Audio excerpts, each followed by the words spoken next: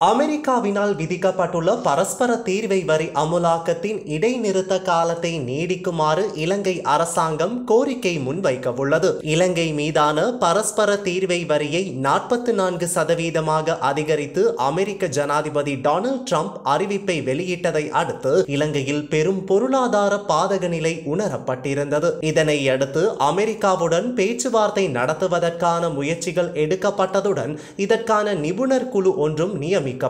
அத்துடன் இந்த விடயம் தொடர்பில் தீர்வையும் ஒத்துழைப்பையும் கோரி ஜனாதிபதி அனுரகுமார திசாநாயக்கவினால் அமெரிக்க ஜனாதிபதிக்கு உடனடியாக கடிதம் ஒன்றும் அனுப்பி வைக்கப்பட்டது. எவ்வாறாயினும் புதிய வரி அமுலாக்கத்தை 90 நாட்களுக்கு அமெரிக்கா ஒத்திவைத்தது. இந்த காலத்தை 6 மாதங்களாக நீடிக்குமாறு இலங்கை அரசாங்கம் அமெரிக்காவிடம் கோரிக்கை விடுவிக்கவிருப்பதாக தகவல்கள் தெரிவிக்கின்றன. அதே நேரம் அமெரிக்காவிலிருந்து மேற்கொள்ளப்படுகின்ற இறக்குமதிகளை அதிகரிப்பதன் ஊடாக இரு நாடுகளுக்கும் இடையிலான வர்த்தக இடைவெளியை குறைத்து வரி சலுகையை பெற்றுக்கொள்வது குறித்தும் ஆராயப்படுகிறது.